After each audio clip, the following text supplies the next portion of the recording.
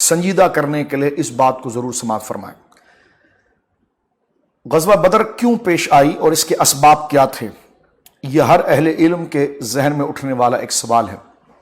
میں سوال سے یہ عرض کرنا چاہوں گا کہ سب سے پہلے اس بات کو سمجھ لیجئے کہ مکہ مکرمہ جہاں نبی کریم علیہ السلام نے اعلان نبوت فرمایا اور ہمارے نبی کریم علیہ السلام کی پوری زندگی جو امن و محبت اور آشتگی اور انسانیت کی خیرخواہی کے اوپر عبارت ہے، جب تک رسول کریم صلی اللہ علیہ وسلم نے اعلان نبوت نہیں کیا تھا اس سے پہلے بھی آپ کی امانت اور صداقت اور آپ کی انسانیت اور آپ کے انسانیت نواز ہونے پر تمام مکہ رطب اللسان تھا اور آپ کی تعریف و توصیف کرتا تھا۔ اور آپ جانتے ہیں کہ آپ کو جہاں صادق کہا گیا، امانت امین کہا گیا، تو پھر صداقت کا تو سب سے بڑا مقام اللہ کو اللہ کو ایک جاننا ہے۔ صداقت تو حقیقی صداقت تو یہ ہے کہ اللہ کی توحید کو قبول کیا جائے، اور حقیقی امانت تو یہ ہے کہ اللہ رب العالمین جل وعلا نے اپنے بندوں کو جس مقصد کے لیے پیدا کیا ہے اس مقصد اور ذمہ داری کو سنبھالتے ہوئے، اس کو قبول کرتے ہوئے اس کے مصارف اور اس کی جگہوں پر اس کو تقسیم کیا جائے۔ جب رسول کریم صلی اللہ علیہ وسلم نے صداقت کی حقیقت کو کلمہ توحید کے ذریعے 40 سال کی عمر میں توحید اور رسالت کے ذریعے جب اس کو عام کیا، تو مشرکین مکہ جو اپنے باپ داداؤں کی ایک فرسودہ اور جاہلانہ اور شرکیہ رسومات کے وہ خوگر اور رسیے تھے، ان کو یہ بات اپنی مخالف لگی اور وہ اس پر بہت زیادہ سیخ پا ہوئے، اور نبی کریم علیہ السلام کے مقابلے کے لیے انہوں نے کوئی کسر نہ اٹھا رکھی اور بڑی جد و جہد کے ساتھ اور بڑی محنت کے ساتھ سرکار علیہ السلام نے یہ 13 سال کا عرصہ جو مکہ مکرمہ میں آپ نے گزارا یہ وقوع پذیر ہوا۔ صحابہ کرام پر ایسے حالات بھی بن گئے کہ اعلان نبوت کے 5ویں سال ہی حضور علیہ السلام نے صحابہ کرام کی ایک بڑی تعداد کو مکہ مکرمہ سے نکالا اور انہیں حبشہ ایتھوپیا کی جانب ہجرت کی طرف روانہ کیا، کہ جس میں حضرت عثمان غنی اور ان کی اہلیہ سرکار دو عالم صلی اللہ علیہ وسلم کی شہزادی سیدہ رقیہ بنت رسول اللہ صلی اللہ علیہ وسلم ورضی اللہ عنہا اس وقت آپ کے نکاح میں تھی۔ آپ اندازہ لگائیے کہ مکہ مکرمہ عثمان غنی کا اپنا ذاتی شہر ہے، وہاں پر آپ کے باپ داداؤں کے آثار موجود ہیں، آپ کا کاروبار موجود ہے، آپ کے ماضی موجود ہے، اور یہ صحابہ کرام جو مکہ مکرمہ چھوڑ کر ہجرت کر رہے ہیں اور ان کو مجبور کیا گیا، ان کی جان لینے کے در پر وہ پڑ گئے، تو اپنے ذاتی اور حقیقی شہر کو چھوڑ کر جس میں وہ خود تجارت کرتے تھے، خود ایک آزاد زندگی گزارتے تھے، لیکن آزادی رائے پر ان کی قدغن لگا کر ان کو وہاں سے نکالا گیا۔ تو اعلان نبوت کے 5ویں سال یہ ہجرت حبشہ، جس کو ہجرت اول کہا جاتا ہے، پہلی ہجرت، اس طرف یہ صحابہ کرام روانہ ہوئے۔ پھر اس کے بعد آپ دیکھتے ہیں کہ اعلان نبوت کے 7ویں سال مسلمانوں کا سوشل بائیکاٹ مشرکین مکہ نے کیا، ان کے تاجروں نے کیا، ان کے بزرگوں نے کیا، ان کے بچوں نے کیا، سماج کے ہر فرد نے مسلمانوں سے اپنا رشتہ، ہر قسم کا بول چال، سلام دعا، لین دین سب ختم کر دیا۔ ایسے معاشرے کے اندر مسلمان کیسے زندہ رہ سکتے تھے؟ سرکار دو عالم صلی اللہ علیہ وسلم نے اپنے مشفق چچا جناب ابو طالب کے ساتھ شاب ابی طالب کے اندر آپ نے 3 سال کھلے آسمان کے نیچے اپنے گھروں سے باہر صحابہ کرام کے ساتھ آپ نے گزارے 3 سال محترم ناظرین، اور یہ کٹھن قسم کا یہ سوشل بائیکاٹ تھا مسلمانوں کے لیے۔ مثال کے طور پر آپ دیکھیے میں ایک اذیت اور تکلیف کتنی تھی، میں اس پر صرف ایک چیز کا اشارہ آپ کے سامنے کرنا چاہتا ہوں کہ مسلمان بندہ اگر کوئی مارکیٹ میں جائے چیز خریدنے کے لیے تو 1 روپے کی فرض کیجئے چیز ہے تو کہا جائے 10 روپے کی۔ باہر سے جو قافلے یا تجارتی قافلے آتے ہیں منڈیوں کے اندر جو آتے ہیں، مسلمان اگر ان سے کچھ خریدنا چاہیں تو ان کو اجازت نہیں تھی کہ وہ مسلمان کو کوئی چیز بیچیں گے نہیں، یعنی مسلمانوں کے کھانا پینا، رہنا سونا، روٹی کپڑا مکان، ہر چیز پر انہوں نے سخت قسم کی اقدامات کیے، لیکن حضور علیہ السلام نے صبر و تحمل کے ساتھ یہ 3 سال وہاں گزارے۔ پھر اعلان نبوت کے 10ویں سال سرکار کے چچا اور ام المومنین حضرت خدیجہ الکبریٰ رضی اللہ تعالی عنہ انہا وصال فرما گئی اور عام الحزن ہوا، 11واں سال ہوا، 12واں ہوا، 13واں سال ہوا، اور پھر سرکار علیہ الصلوۃ والسلام کو اللہ رب العالمین نے اس شدید صدمے اور مشکلات کو جھیلنے اور صبر کرنے پر اللہ نے حکم دیا کہ اب آپ مکہ چھوڑ دیجئے اور جو بقیہ صحابہ کرام ان کو لے کر آپ مدینہ منورہ آ جائیے۔ سرکار دو عالم صلی اللہ علیہ وسلم نے مکہ چھوڑ دیا۔ مکہ میں کاروبار صحابہ کرام کا تھا وہ بھی چھوڑ دیا، جائیدادیں چھوڑ دی، ان کے مکانات پر مشرکین مکہ نے قبضہ کر لیا، ان کی جائیدادوں پر قبضہ کر لیا۔ اب وہ سب کچھ چھوڑ کر جب مدینہ منورہ چلے گئے تو اب ان کو وہاں پر بھی سکھ کا سانس انہوں نے لینے نہیں دیا۔ جناب جو تمہارا شہر چھوڑا، تمہارا شہر کیا، شہر تو ان کا اپنا تھا، ان کی بازاروں میں دکانیں تھیں، ان کی کھیت و کھلیان تھے، ان کے باغات تھے، سب پر مشرکین مکہ نے قبضہ کیا اور مسلمانوں پر مالی ظلم کیا، انسان سوز ان پر جو ہے کہ وہ معاملات انہوں نے کیے، صرف مسلمان دین کی قربانی کے لیے اور ناموس مصطفیٰ کے لیے، عزت مصطفیٰ کریم صلی اللہ علیہ وسلم کے آپ مدینہ منورہ آئے۔ مدینہ منورہ آنے کے بعد مثلا ایک مثال آپ دیکھیے، ایک دیتا ہوں کہ مسلمانوں نے کتنی بڑی قربانی دی اور کس طرح مسلمانوں کو مجبور کیا گیا۔ حضرت صہیب رومی کا نام آپ نے سنا ہوگا، سرکار دو عالم صلی اللہ علیہ وسلم کے بڑے جلیل القدر صحابی ہیں، یہ مکہ کے بہت امیر ترین آدمی تھے۔ جب سرکار علیہ السلام ہجرت کر کے محترم ناظرین مدینہ منورہ چلے گئے، اب جب یہ مکہ سے جانے لگے مدینہ منورہ تو ان کو مکہ کے بارڈر پر اور حدود پر کفار و مشرکین نے روک دیا اور روک کر ان سے کہا کہ ہم آپ کو جانے نہیں دیں گے، تم نے کمایا یہاں پر، سارے معاملات یہاں پر کیے، وہ ہمارے حوالے کر دو۔ آپ نے فرمایا تمہیں کیا چاہیے؟ انہوں نے کہا تمہاری یہ دکانیں، تمہارے باغات، تمہارے غلام، یہ آپ نے کہا سب لے لو، اگر یہ سب دے دوں تو کیا تم مجھے مدینے جانے دو گے؟ انہوں نے کہا دو تو صحیح پہلے، تو سب دے دیا، پاؤں کی جوتی تک دے دی، سر کے اوپر ایک ریشمی رومال لگا تھا وہ بھی دے دیا، تو یہ سب کچھ انہوں نے لے لیا۔ اور کفار مشرکین میں بڑے حیران تھے کہ جناب یہاں پر تو چونی پر بندہ اپنے باپ کا خون کر دیتا ہے، لیکن یہ اربوں روپے کی جائیداد دے کر اپنے نبی کے پیچھے دیوانہ ہو کر جا رہا ہے کہ لے رضا سب تو چلے مدینے کو، میں نہ جاؤں ارے خدا نہ کرے، ذوف مانا مگر یہ ظالم دل، ان کے رستے میں تو تھکا نہ کرے، جان و دل ہوش و خرد سب تو مدینے پہنچے، تم نہیں چلتے رضا سارا تو سامان گیا۔ آپ نے سب کچھ قربان کیا اور آپ مدینہ منورہ روانہ ہوئے۔ غور کیجئے کس قدر ظلم ہے، ان کی اپنی جائیداد، وہ اپنی مرضی سے جا رہے ہیں، ان کے ساتھ یہ صورتحال انہوں نے کھڑی رکھی۔ مسلمانوں نے اس ظلم کو بھی برداشت کیا۔ صحابہ کرام رضوان اجمعین کو حضور علیہ الصلوۃ والسلام نے تسلی دی کہ نہ بدلہ نہ لینا، چھوڑ دو اس کو۔ آج بھی ہماری فقہ کی کتابوں میں یہ مسئلہ موجود ہے کہ مشرکین مکہ نے جن چیزوں کو مسلمانوں سے چھین لیا تھا تو وہ اس کے مالک بن گئے۔ اللہ اکبر۔ سرکار دو عالم صلی اللہ علیہ وسلم جب مدینہ منورہ آ گئے تو مشرکین مکہ کو پھر بھی چین نہ آیا اور وہ جھتے بنا کر مدینہ منورہ کے گرد و نواح کے اندر مسلمانوں کو نقصان پہنچاتے۔ کوئی بکری چرانے والا ہے تو اس کو مار دیا، کوئی دوسرا بندہ جا رہا ہے تو اس کو مار دیا۔ یہ اذیت اپنی جگہ پر تھی۔ اب آئیے اس کا دوسرا رخ دیکھیے محترم ناظرین۔ کعبۃ اللہ جو سب کے لیے عبادت کی جگہ تھی، اس پر کسی کی مرضی نہیں کہ کوئی کسی کو اوپر پابندی لگائے۔ حضرت سعد بن معاذ رضی اللہ تعالیٰ انصاری صحابی ہیں، آپ جس وقت مکہ مکرمہ گئے عمرہ کرنے کے لیے، طواف آپ کر رہے تھے تو ابو جہل نے آپ کو روکا، یعنی عمرہ نہ کہیں تو طواف کہیں، کسی سے ملنے گئے، آپ کا ایک جاننے والا تھا، اس کے پاس آپ رکے، اس کے بعد آپ جب طواف کر رہے تھے تو ابو جہل نے آپ کو روکا اور کہا کہ تم محمد صلی اللہ علیہ وسلم کے ماننے والے ہو اور تم لوگوں کو اجازت نہیں ہے کہ تم مکہ نہیں آ سکتے۔ انہوں نے کہا جی تم کون ہوتے ہو ہمیں خانہ کعبہ کے طواف سے منع کرنے والے؟ وہاں پر کچھ تلخ کلامی ہوئی۔ اس وقت حضرت سعد بن معاذ رضی اللہ تعالی عنہ نے ابو جہل کو نقتلے چنے چبواتے ہوئے ارشاد فرمایا سن لے، اگر ہم طواف کرنے نہیں آ سکتے نا تو پھر یہ بات بھی تو اچھی طرح سے سن لے کہ تمہارے تجارت کے قافلے جو مدینے کے سراؤنڈنگ سے گزرتے ہیں ملک شام کی طرف، ہم اس کو بھی گزرنے نہیں دیں گے، اور تمہاری جو یہ ایک تجارتی قافلہ جو یہاں سے گزرتا ہے ہم اس کو بریک کریں گے، ہم اس کو روکیں گے اور یہاں سے گزرنے ہم نہیں دیں گے تمہیں۔ یہ وہ تمام معاملات وہاں پر جا کر کھڑے ہو گئے۔ اس کو اگر تھوڑا اور قریب اگر آپ لے آئیں محترم ناظرین، اسباب کے حوالے سے اگر ہم بات کریں تو ہجرت کے 7 مہینے کے بعد نبی کریم علیہ الصلوۃ والسلام کو یہ خبر پہنچی کہ ابو جہل ایک نفع بخش قافلہ لے کر تجارت کا، کہ جس کو بہت زیادہ نفع ہوا تھا، اور وہ ملک شام سے جا رہا ہے مکہ کی طرف۔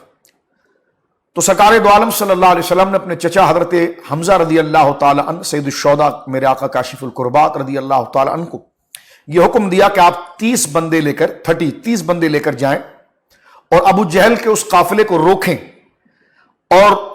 جا کر اس کو وہاں پر. اس وقت ابو جہل 300 مضبوط قسم کے پہلوانوں کے حصار کے ساتھ باڈی گارڈ کے ساتھ اس تجارتی قافلے کے اندر تھا. ایک جگہ پر روک لیا گیا. مسلمانوں نے جب اسے دھر لیا اور اس کو روک لیا تو ابو جہل نے جب دیکھا کہ سامنے حمزہ کھڑے ہیں, اب کہاں وہ 300 پہلوان اور کہاں یہ 30 صحابہ کرام. بدر میں تو یقیناً 313 کا 1000 سے مقابلہ ہوا, لیکن یہاں پر بھی آپ ریشو دیکھیے. حضرت حمزہ نے کہا کہ ایک قدم ہم آپ کو آگے جانے نہیں دیں گے, آپ یہاں سے اب بیٹھ کر ہمارے ساتھ بات کرو. یہ روزانہ کی جو آپ لوگوں نے معاملات لگائے ہوئے ہیں, ہم نے مکہ چھوڑ دیا, ساری جائیدادیں چھوڑ دی, سب پر تم نے قبضہ کر لیا. اب ہم مدینے میں رہتے تو وہاں پر بھی تم ہمیں سکون سے رہنے نہیں دیتے ہو, لہٰذا آپ یہاں پر جا نہیں سکتے. کیونکہ ظاہر سی بات ہے کافروں کو مال سے محبت تھی اور اس قافلے کے اندر ان کا مال تھا, تو ان کو روکا اس لیے گیا تھا تاکہ وہ اپنی مال کی محبت میں کوئی ایگریمنٹ کر جائیں اور آئندہ وہ ایگریمنٹ کے بعد مسلمانوں کے اوپر وہ حملہ نہ کریں. ابو جہل نے جب دیکھا کہ حضرت امیر حمزہ کا مقابلہ ہم نہیں کر سکتے, تو اس نے ایک قافلے کے اندر ایک بزرگ تھے جو ان کے, اور وہ مسلمانوں کے درمیان بھی توازن کے اعتبار سے قبول کیے جاتے تھے, اس کے ہاتھ پاؤں جوڑے کہ حمزہ کے ساتھ ہماری صلح کراؤ. حضرت حمزہ کے پاس صلح کا پیغام لے کر آئے.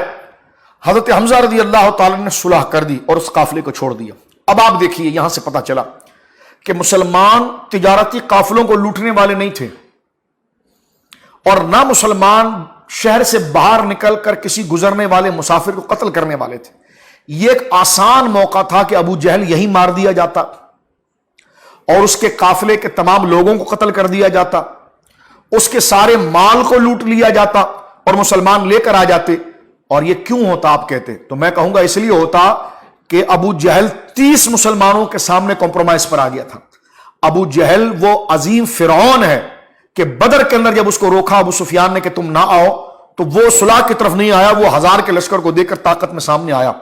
لیکن 300 بندے اس کے پاس تھے اور سامنے حضرت حمزہ موجود تھے 30 بندوں کے ساتھ.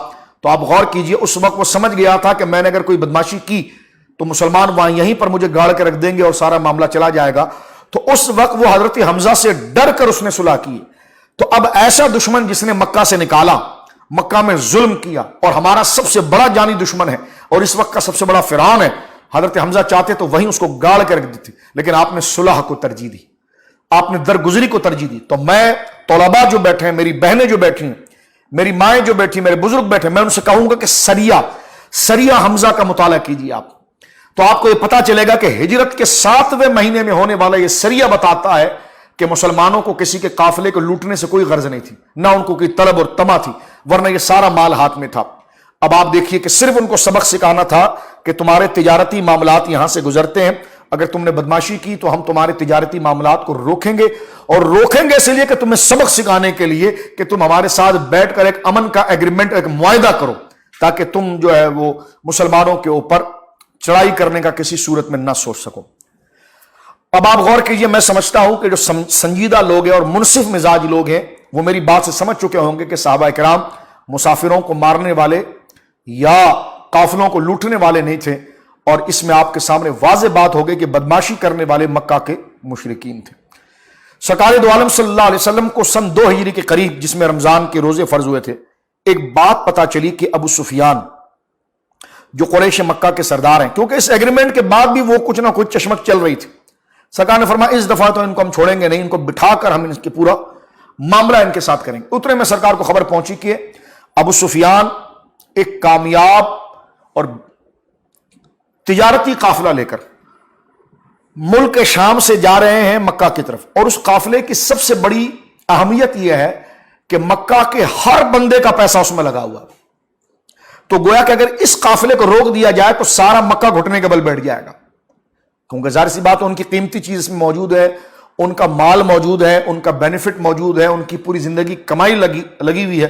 تو اگر ابو سفیان کے قافلے کو روک دیا جائے تو ہم جو اپنے مطالبات منوانا چاہتے ہیں وہ مطالبات منوانا ہمارے لیے آسان ہوگا. سرکار دو عالم صلی اللہ علیہ وسلم 12 رمضان المبارک کو آپ اپنے چند صحابہ کے ساتھ, اس لیے کہ جنگ کا ارادہ نہیں تھا, جنگ کا کوئی موڑ نہیں تھا، نہ حالات ایسے تھے کہ جنگ ہوگی، نہ حضور جنگ کے لیے تشریف لے گئے تھے، اور اس لیے حضور علیہ الصلوۃ والسلام نے چند صحابہ اکرام کو لیا جن کی تعداد 300 کے قریب تھی، اور کچھ وہ تھے کہ جن کو سرکار علیہ الصلوۃ والسلام نے نگرانی کے لیے باہر کی طرف رکھا تھا۔ گنتی کی تلواریں تھیں، گنتی کے سواری تھی۔ سواری کا حال آپ دیکھیے، اتنے بڑے اپنے دشمن کے ساتھ اگر مقابلہ کرنے جا رہے ہوتے تو کیا سواری اتنی ادھوری لے کے جاتے؟ ایک سواری کے اوپر 3 بندے کی ڈیوٹی تھی، یعنی اتنا لمبا جو سفر ہے نا، اس میں ایک سواری پر 3 کی باری ہو۔ مثلا ایک سواری ہے جناب حضرت ابو لبابہ کی ہے، اس پر حضرت علی بھی ہیں اور سرکار علیہ السلام، اور طے کر لیا گیا کہ اتنا سفر سرکار بیٹھیں گے، اتنا سفر حضرت علی بیٹھیں گے، اتنا سفر ابو لبابہ بیٹھیں گے۔ تو آپ اندازہ لگائیے اس طریقے سے جا رہے ہیں۔ تو میں آپ اس انصاف کی عدالت کے دروازے کو کھٹکھٹا کر کہنا چاہتا ہوں کہ غور کریں، حضور سید عالم کے جہاد دہشت گردی نہیں، وہ ایک تعلیم اور اقدام اور امن اور آشتگی کو جہاں تک نبھانا ہے اس کا واضح اگر مظاہرہ ہے تو وہ سرکار علیہ الصلوۃ والسلام کی ان غزوات کے اندر ہے۔ لیکن اب بھی اگر کوئی کہے کہ نہیں اسلام جو ہے وہ بڑی بربریت کرتا ہے اور بڑے معاملات کے ساتھ چلتا ہے، تو میں بڑے ادب کے ساتھ، مناظرانہ ذہن میں نہیں، کسی کو چڑھانے کے لیے نہیں، نہ کسی کو دھونس دینے کے لیے، دیکھیے میرے سامنے اس وقت انجیل مقدس ہے، یہ انجیل مقدس میرے پاس موجود ہے۔ میں آپ کو بتانا چاہتا ہوں کہ جو لوگ روزمرہ اسلام کے لیے اپنے دانتوں کو چباتے ہیں اور باہر دنیا کے اندر وہ مسلمانوں کے اوپر نہ جانے کس کس قسم کے الزامات اور تانے بونتے ہیں، اب میرے سامنے انجیل مقدس ہے، میں آپ کے سامنے بات پڑھنے جا رہا ہوں، آپ غور کیجیے۔ سب سے پہلے میں آپ کے سامنے انجیل مقدس جو میرے پاس نسخہ موجود ہے، یہ انارکلی لاہور پاکستان بائبل سوسائٹی کا ہے، اور اس کے صفحہ نمبر 18 ہے، صفحہ نمبر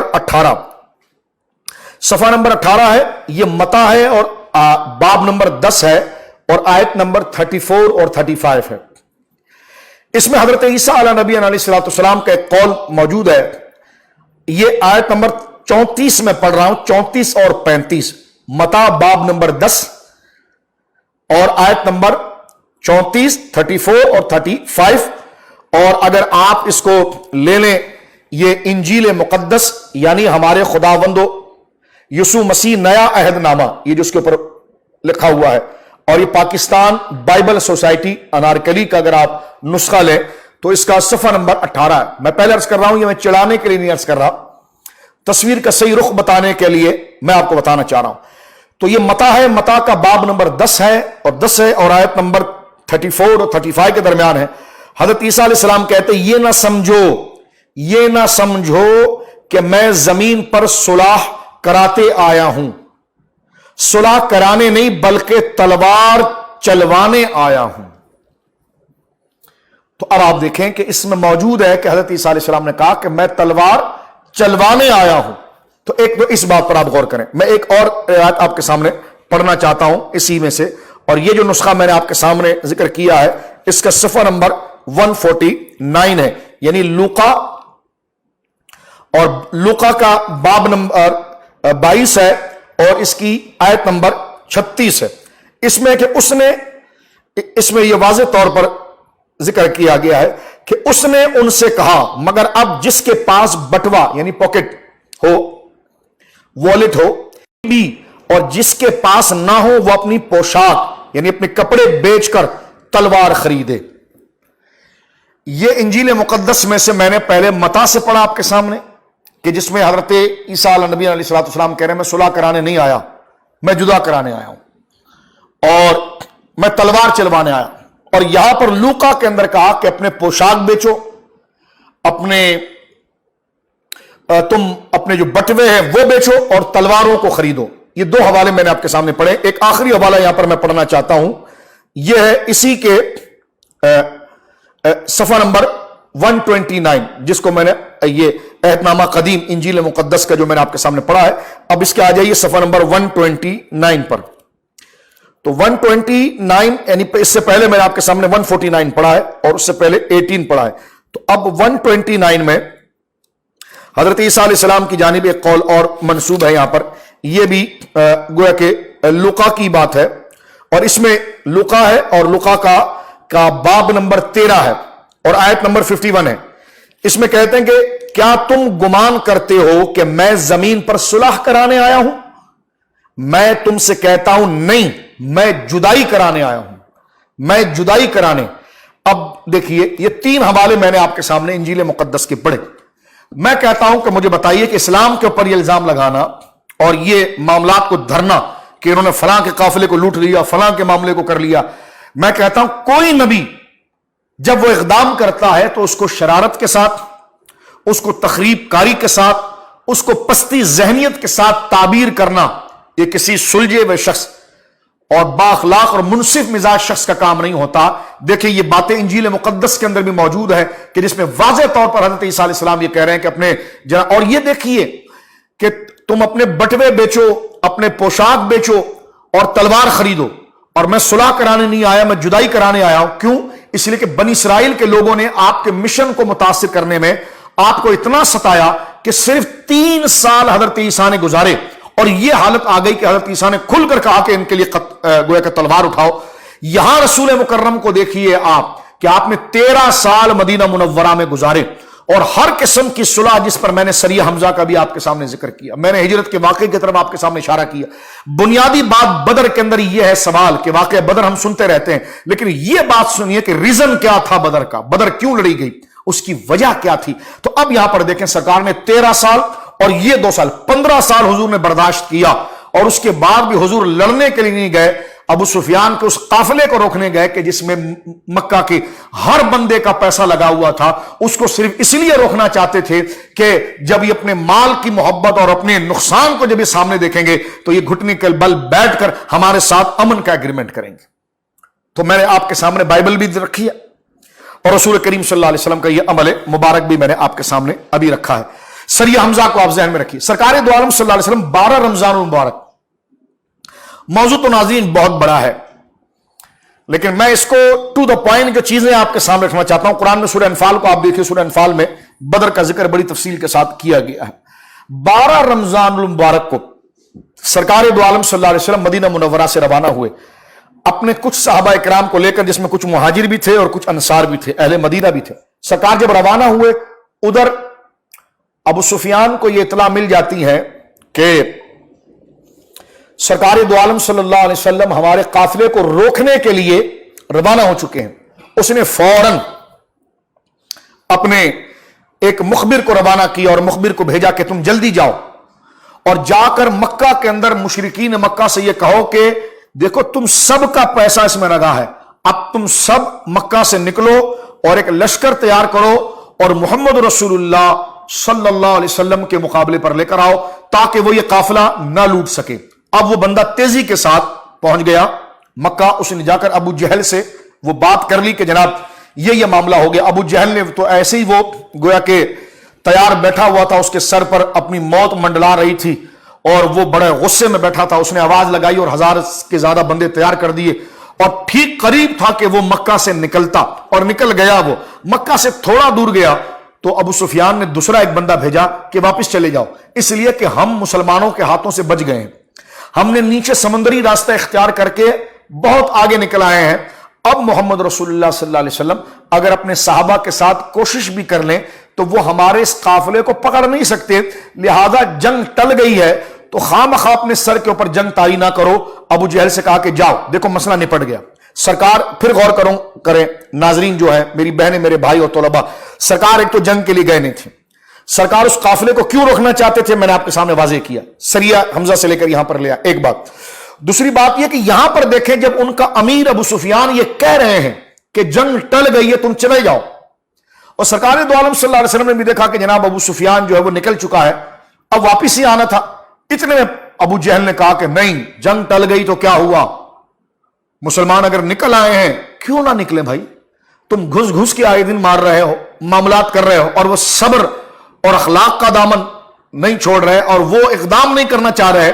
اب وہ آئے بھی تھے تو صرف اس قافلے کو روکنے کے لیے، اور آج ابو جہل جو 1000 بندوں کو لے کر مسلمانوں کو مارنے آ رہا ہے، تو آج سے 1.5 سال پہلے تو حضرت حمزہ کے پاؤں پکڑ کے معافی مانگ رہا تھا یہ کہ مجھے چھوڑ دو میں جانا چاہتا ہوں، اور حضرت حمزہ نے صلح کر کے اس کو معاف کر دیا تھا. سریہ حمزہ جو میں نے آپ کے سامنے بھی پڑھا کہ ہجرت کے 7ویں مہینے پر ہوا، وہ بدر کا ایک مقدمہ ہے، اگر آپ اس کو یاد نہیں رکھیں گے تو بدر آپ کو سمجھ میں نہیں آئے گا۔ سرکار دو عالم صلی اللہ علیہ وسلم کردار، جس وقت حضرت حمزہ نے ابو جہل کے ساتھ وہ صلح کی اور قافلے کو چھوڑ دیا، لوٹ کر آئے، سرکار نے چھوڑنے کا نہیں کہا تھا، سرکار نے روکنے کا کہا تھا، لیکن جب حضرت حمزہ لوٹ کر آئے تو سرکار نے پیشانی کو چوم کر کہا کہ چچا آپ نے جو فیصلہ کیا بالکل ٹھیک کیا۔ تو گویا کہ اس لیے کہ مسلمانوں کا مقصد کسی کے قافلے کو لوٹنا نہیں تھا، کسی کے مال کو لوٹنا نہیں تھا۔ اب دیکھیں دہشت گردی کون کر رہا ہے، اور اس وقت سے ابو جہل نکل آیا۔ بھائی جب تمہارا امیر یہ کہہ رہا ہے کہ جنگ ٹل گئی ہے، جنگ کے بادل چھٹ گئے، اب مسلمان چاہے جتنا زور لگا رہے ہیں ہمارے قافلے کو پکڑ نہیں سکتے، تو کیوں آ رہے ہو؟ اب وہ نکل آئے۔ جب سرکار کو اطلاع پہنچی اور مخبر نے خبر دے دی کہ حضور ابو جہل آ گیا اور وہ بڑے دانت چبا رہا ہے، سرکار نے فرمایا پھر ہم بھی پیچھے نہیں ہٹیں گے، اب وہ آ ہی گیا ہے تو اب پیچھے لوٹنا یہ اخلاق کی بھی خلاف ہے، دیانت کی بھی خلاف ہے، اور نبی کبھی خیانت نہیں کرتا۔ آپ کھڑے رہے اور آپ نے صحابہ کرام سے مشاورت لی، اور ایسی عظیم مشاورت تھی کہ کسی پر زبردستی حضور نے نہیں کی۔ سرکار نے کہا کہ دیکھو میں نے تو آگے جانا ہے، اس لیے کہ میں نہیں لوٹوں گا پیچھے، یعنی جو حالات بنے، اگر لکھا وہ آپ کو الفاظ نہ ملے تو معاملہ بنا یہی ہے کہ جس کو اس انداز میں ایکسپلین کیا جائے گا کہ میں نے تو آگے جانا ہی ہے، کیونکہ اس لیے کہ ابو جہل لشکر لے کر آیا، وہ بغلے بجائیں گے، میں پیچھے نہیں ہٹ سکتا۔ ہاں یہ ضرور ہے کیونکہ اس وقت سرکار علیہ السلام کے سامنے محترم ناظرین اگر آپ اس کا مطالعہ کریں گے تو آپ کو کئی گھنٹے اور کئی دن لگیں گے، تو میں ایک تجرباتی مشاہدہ آپ کے سامنے مطالعے کا پیش کرنا چاہتا ہوں جو یقیناً آپ جب ذہن میں رکھیں گے تو پھر آپ کو بدر پڑھنے مزہ بھی آئے گا۔ آج کا دن فلمیں ڈرامے نہ کریں آپ، اور ایسے بھی رمضان میں کیا غیر رمضان بھی ٹھیک نہیں ہے، آپ آج بدر کو پڑھیں، آپ سیرت کی کتابیں ڈاؤن لوڈ کریں، بدر کے مارکے کی کتابیں آپ ڈاؤن لوڈ کریں اس کی، اور اس کو آپ پڑھیں۔ پڑھنے سے پہلے میں آپ کا ایک ذہن بنا دیتا ہوں کہ وہ کیا حقیقت ہے، تاکہ آپ کو کوئی کنفیوژن نہ ہو اس مسئلے کو سمجھنے کے لیے۔ اب آپ دیکھیے سرکار دو عالم صلی اللہ علیہ وسلم کے ساتھ اس وقت دو قسم کے لوگ تھے۔ اب مدینے سے حضور بہت دور ہیں، ایک مہاجر تھے جو مکہ سے حضور کے ساتھ آئے تھے ہجرت کرے، وہ مہاجر ہے، ایک انصار تھے جو اہل مدینہ تھے۔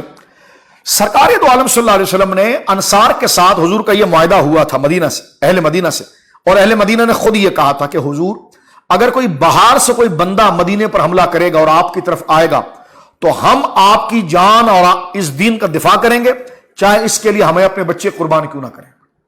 ہاں، اور حضور نے خود کہا کہ ٹھیک ہے، جب مدینے کے باہر کی بات ہوگی نا تو پھر میں تمہیں ساتھ لے کر نہیں جاؤں گا، مدینے کے باہر میں اور میرے مہاجر لڑیں گے جو میرے ساتھ آئے ہیں، مہاجر صحابہ۔ لیکن آج تو معاملہ ہی باہر ہو گیا کہ اب ہیں بھی باہر اور جنگ بھی سامنے کھڑی ہے۔ تو سرکار دو عالم صلی اللہ علیہ وسلم نے ان کی طرف نظر کر کے خطبہ دیا اور فرمایا کہ کیا مشورہ دیتے ہو میرے صحابہ، جو جانا چاہتا چلا جائے، مشورہ کیا دیتے ہو؟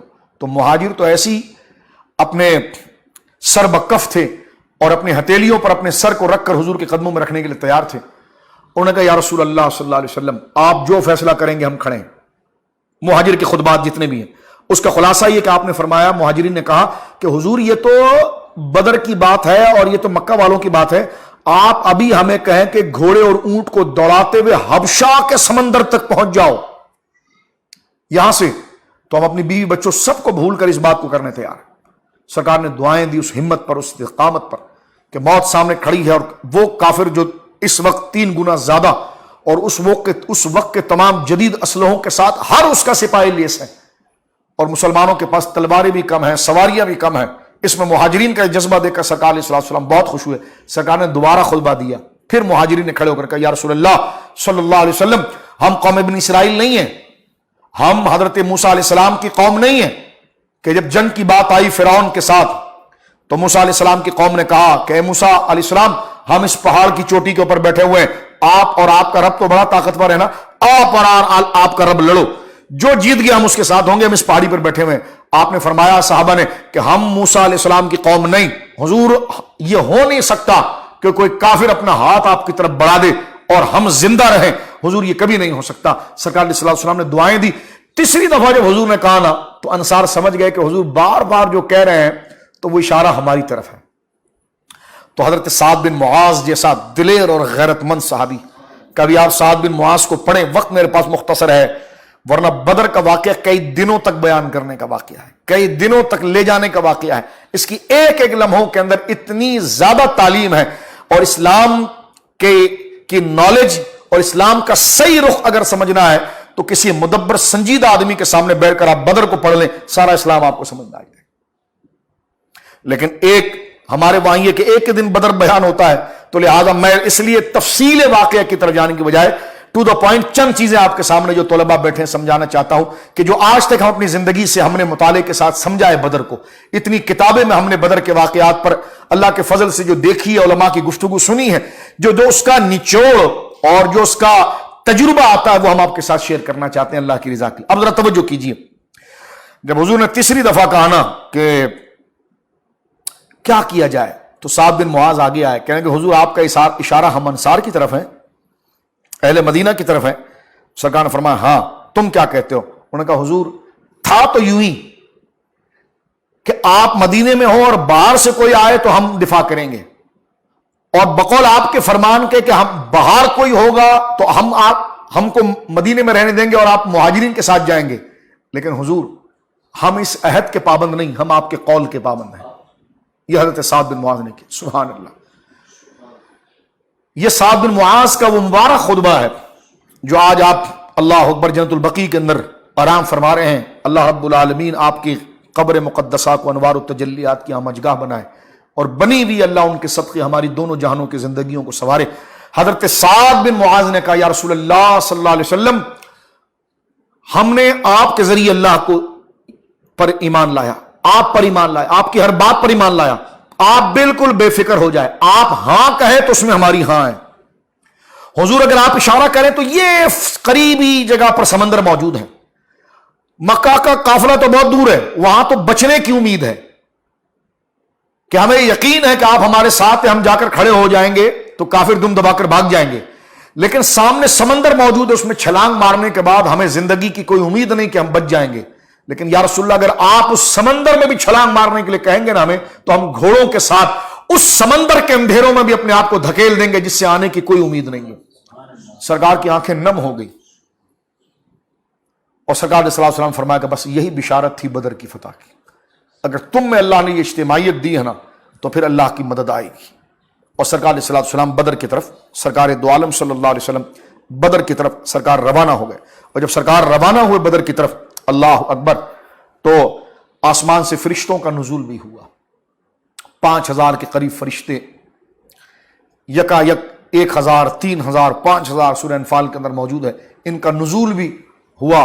اور وہ انسانی شکل کے اندر مسلمانوں کے اس لشکر کو تقویت دینے کے لیے. اب اس میں علماء دو باتیں کرتے ہیں، ایک یہ ہے کہ کیا وہ خود لڑ رہے تھے اس میں، ایک قول یہ بھی ہے کیا وہ خود لڑ رہے تھے، اور ایک قول یہ ہے کہ وہ خود نہ بھی لڑ رہے ہوں تو وہ مسلمانوں کے حوصلے بڑھا رہے تھے کہ اٹھو اللہ کی مدد تمہارے ساتھ ہے، تم ہی غالب رہیں گے. اور اللہ نے فرمایا لقد نصرکم اللہ ببدر وانتم اذلہ، اللہ نے تمہاری مدد کی بدر کے اندر جس وقت تم بہت کمزور تھے اور اسباب سے تم خالی تھے.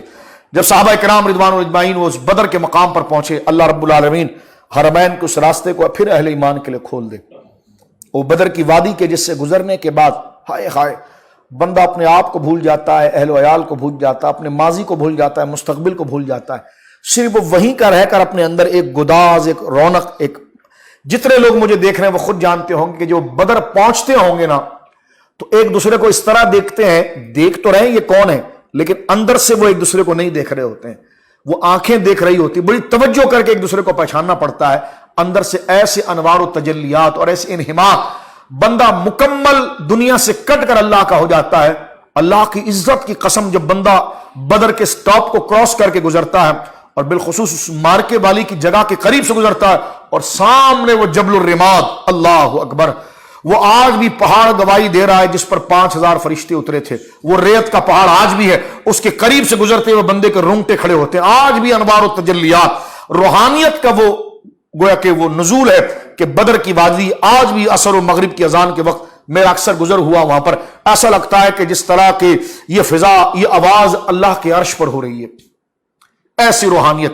وہ مسجد عریش جہاں میرے آقا علیہ الصلوۃ والسلام کا خیمہ لگا تھا، آج وہ قبرستان جہاں پر وہ تمام صحابہ کرام رضوان اللہ اجمعین، 14 کے قریب صحابہ کرام رضوان اللہ علیہم اجمعین جو اس میں آرام فرما رہے ہیں، جو مسلمانوں کے شہید ہوئے، اس میں سے 6 مہاجر تھے اور 8 انصار صحابہ تھے.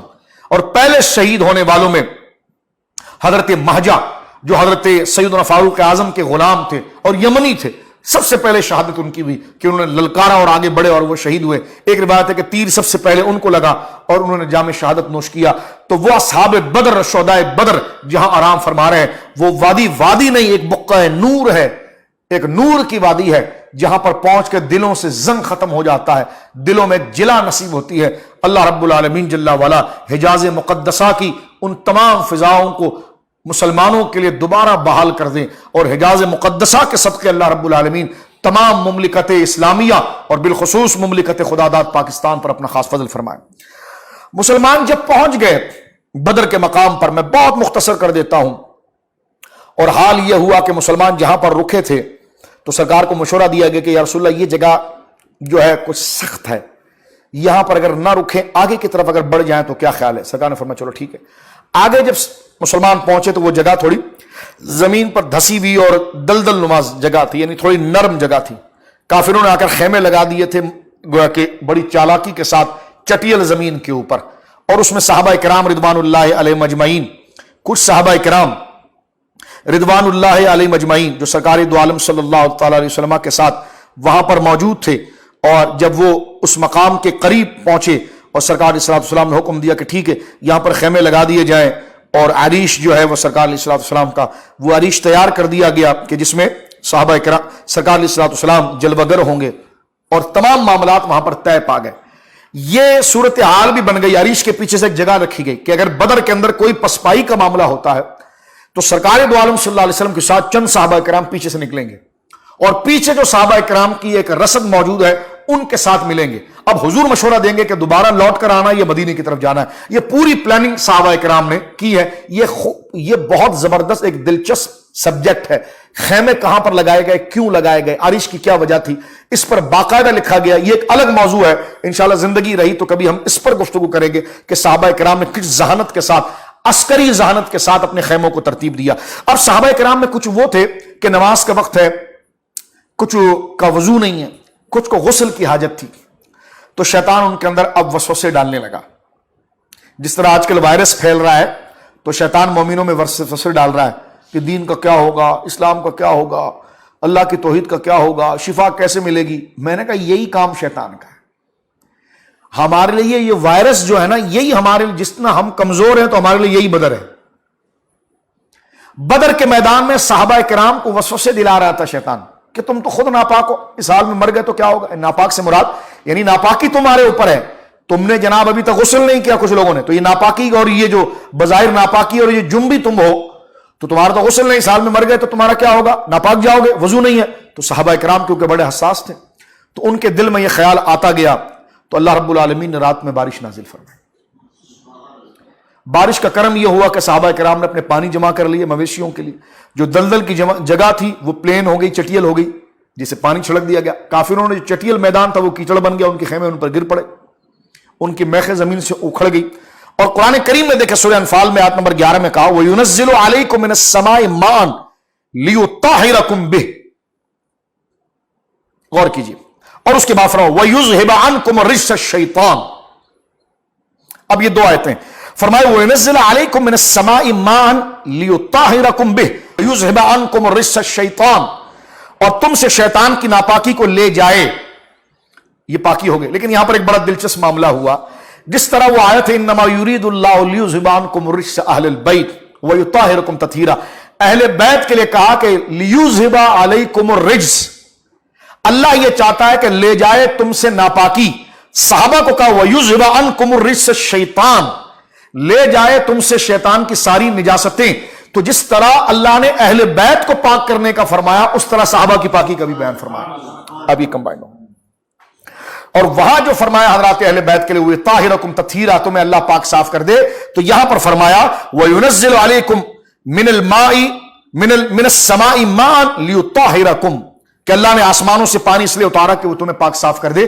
ایک جواب دے کر آگے بڑھنا چاہتا ہوں، لِيُذْهِبَ عَنكُمُ الرِّجْسَ سے اگر عصمت کا دعویٰ کیا جائے کہ لِيُذْهِبَ عَنكُمُ الرِّجْسَ سے مراد یہ ہے کہ وہ معصوم ہو گئے، ہم نے کہا نہیں، جو انسانی بشری تقاضے کے اعتبار سے انحطاط ہوتا ہے اللہ رب العالمین ان کی تربیت فرماتا ہے اور ان کو ان چیزوں سے روکتا ہے. اس سے مراد معصوم ہونا مراد نہیں ہے. لیکن اگر معصومیت کے پیچھے اگر آپ رجز کہتے ہیں، رجز ہے، رجز گناہ ہے، گناہ اللہ نے دور کر دیا، تو میں نے کہا یہاں تو صحابہ کے لیے اللہ نے یہ بھی تو فرما دیا وَيُذْهِبْ عَنْكُمُ الرِّجْسَ الشَّيْطَانُ، تم سے اللہ رب العالمین شیطان کی ہم نجاست لے جائے. تو اس سے تو پھر سارے صحابہ کو بھی معصوم کہنا چاہیے، اس لیے کہ ان کے لیے بھی یذہبا کہا گیا، عنکم کہا گیا، رجس الشیطان کہا گیا، ادھر ان کے لیے بھی کہا گیا لیذہب عنکم الرجس. تو لہذا الفاظ وہی ہیں. تو جس طرح وہاں تقوی و طہارت کے لیے، یہاں تقوی و طہارت کے لیے. تو لہذا یہ ایک خاص موضوع جو ہے میں نے آپ کی خدمت پر عرض کیا.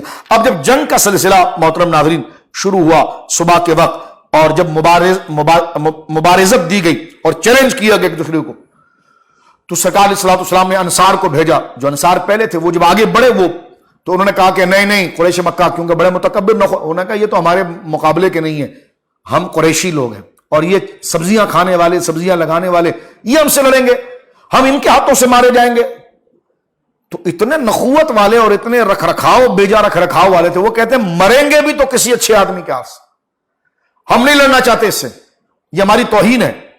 سرکار نے فرمایا تو کیا چاہتے تم؟ انہوں نے کہا ہمارا کوئی ہم پلہ بھیجیں آپ. تو وہ قریش تھے. تو سرکار نے اشارہ کیا اپنے چچا کے بیٹے عبیدہ بن حارث سے، سرکار کے چچا حارث کے بیٹے، ان سے کہا عبیدہ کھڑے ہو جاؤ، یہ بڑی عمر کے تھے، یہ کھڑے ہوئے. فرمایا حمزہ تم کھڑے ہو جاؤ، علی تم کھڑے ہو جاؤ. سب سے پہلے مبارزت کے اندر یہ تینوں ہستیاں جو بنو ہاشم تھی یہ آگے بڑھی. جو فخر تھے ہاشمیت کے اور قریش کا فخر تھا، سرکار دو عالم صلی اللہ علیہ وسلم کے چچا حارث کے بیٹے عبیدہ، اور سرکار کے خود چچا حضرت حمزہ، سرکار کے چچا عبد مناف جن کی کنیت ابو طالب ہے، ان کے بیٹے مولا مرتضیٰ، یہ تینوں آگے بڑھے. اور تینوں کا جب مقابلہ ہوا، حضرت حمزہ کے مقابلے پر جو آیا تو آپ نے ایک ہی وار میں اس کو ڈھیر کر دیا. حضرت علی کے مقابلے پر جو آیا آپ نے ایک ہی وار میں اس کو ڈھیر کر دیا. عبیدہ کیونکہ بڑی عمر کے تھے تو دشمن کی تلوار جو سامنے آپ کے تھا، اس نے تلوار آپ کے گھٹنے پر مارا، اور گھٹنے پر مارنے کی وجہ سے آپ کا پاؤں بڑا زخمی اور آپ زمین پر گرے. جیسے آپ گرے تو پیچھے سے حضرت حمزہ نے اس کو آواز لگائی. جب اس نے مڑ کر دیکھا تو حضرت حمزہ نے اس کو وار کر کے اسی بھی وسیلے جہنم کی. اور جنگ پھر عام صورت کے اندر گویا کہ شروع ہو گئی، اور بڑا خطرناک قسم کا یہ مارکا تھا. اور حضور سید عالم صلی اللہ علیہ وسلم نے جب ان تین کافروں کو گرتا ہوا دیکھا اور اپنے گھرانے کے تین بندوں کو سلامت دیکھا تو حضور نے فرمایا سیہزم الجم ویولون الدبر. اب دیکھیے کہ جمعیت ان کی پارا پارا ہو جائے گی، اور یہ پیٹ دکھا کر ویولون الدبر، یہ اپنی پشت، دبر یعنی پشت دکھاتے ہوئے یہ بھاگیں گے. اور یہ کہنا تھا کہ ایک بھگدڑ مچ گئی. سرکار دو عالم صلی اللہ علیہ وسلم نے اپنے ہاتھ میں کنکریاں اٹھائی. ایک روایت میں آتا 3 پتھر تھے صرف، وہ اٹھائے اور ان کی طرف پھینکے. وہ پھینکنا ایسا تھا کہ وہ ایک روب کا گولا تھا. کافروں کے عزائم کمزور پڑ گئے، اور قرآن نے کہا محبوب وما رمیت اذ رمیت ولکن اللہ رما. وما رمیت، کیا پھینکنا تھا، اللہ اکبر، کہ وہ ایک روب اور دہشت کا گولا تھا کہ ان کے بازو اور ان کی طاقت جو ہے کہ وہ مان پڑ گئی اور یہ اللہ کی مدد آ گئی. آج بھی مسلمان اگر مخلص ہو کر کسی کام میں کام کرے تو خدا آج بھی اسے شرح صدر دیتا ہے اور اس کے دشمنوں سے خود نپٹتا ہے کہ من عاد لی ولیا فقد آذنت بالحرب.